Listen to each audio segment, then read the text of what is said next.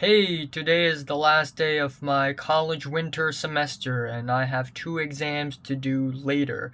But who cares? Let's do an album review. What's up, this is Culture Detective. You're investigating your favorite albums, and today I'm gonna do an album review on the latest Madlib album, Sound Ancestors.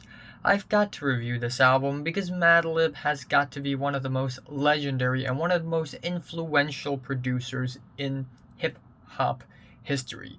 He has been a pretty legendary rapper himself as well as Quasimodo, but his most famed and successful project has got to be Mad Villainy, where he and the late MF Doom created an album, an abstract rap album that's just so stylish and flavorful and creative. It's honestly an onion with many layers to peel. And of course, like many years later, he and Freddie Gibbs would go on and collaborate to make 2 very amazing rap albums as well. That includes Pinata as well as Bandana. Both of these albums feature great beats, amazing performances from Freddie Gibbs, and Madlib still proves himself as a fantastic producer.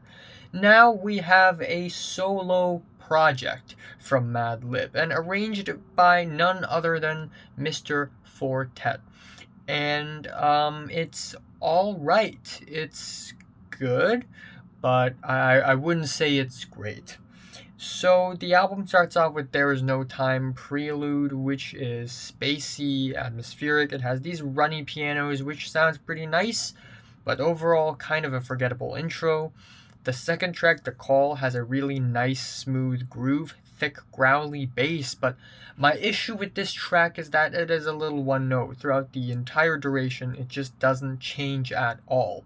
However, the next few tracks are pretty damn great. We have Theme the Crabtree, which has these rhythmic kick drums, jangly percussions, and sad, gentle keyboards, which are beautifully arranged together. The vocal samples are really nice, and I would love to see someone or hear someone rap over this beat.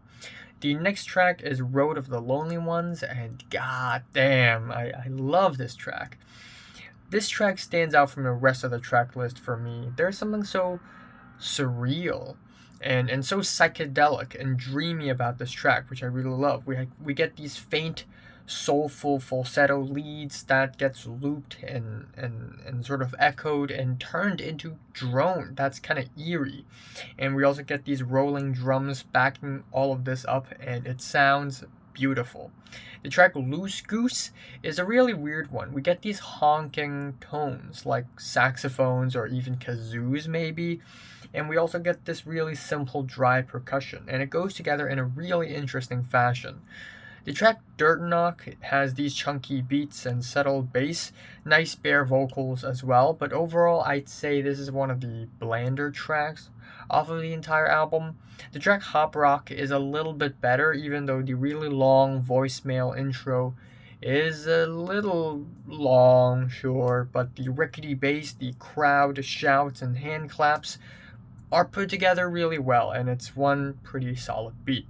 The track Riddim Chant is also really solid with its smooth guitars, a rigid bass, and this track is really easy going. The title track, of course. This track is kind of odd and refreshing, in my opinion, because it has these tribal rhythms that are really busy and odd, and it's just really cool sounding. And then it's sort of combined with these spacey improvised spiritual jazz bits, and they're put together, and it just has a really nice contrast with one another. Of course, the next track, One for the Quartabê / Right Now, is a fantastic track. We get these really demented woodwinds, groovy bass, busy pulsating synths, and these bubbly keyboards, which is very fiery. The whole thing, it's just very fiery and energetic, and it's definitely one of the highlights on the album for me. And of course, we have the last leg of the album, which didn't pan out so well, but I still like a few moments. We have Hangout, Phone Off, which has these one-note pianos, which resulted in a pretty forgettable track.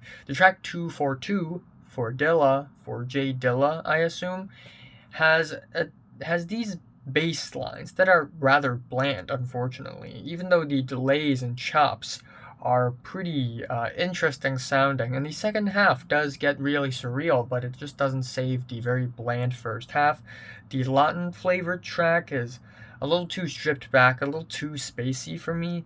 And the track The New Normal has these really rough, warped stints. That's just a definite put off for this track. What am I saying? And yeah, it sounds a little annoying even at a few points. Even though it's not a terrible beat by any means, it's a little annoying, I have to admit.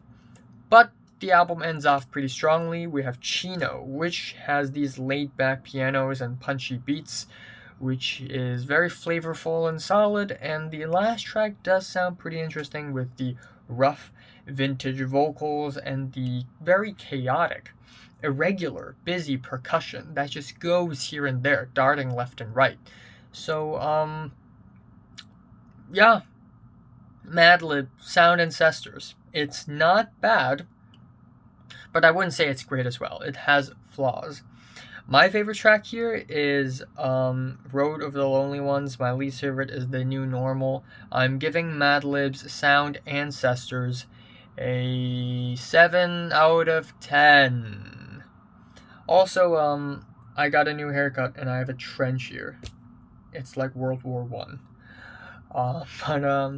Yeah, next review may be Slow Tie. If Slow Tie doesn't release his album until the 19th, then maybe I'll review an album before that. Maybe. Who knows?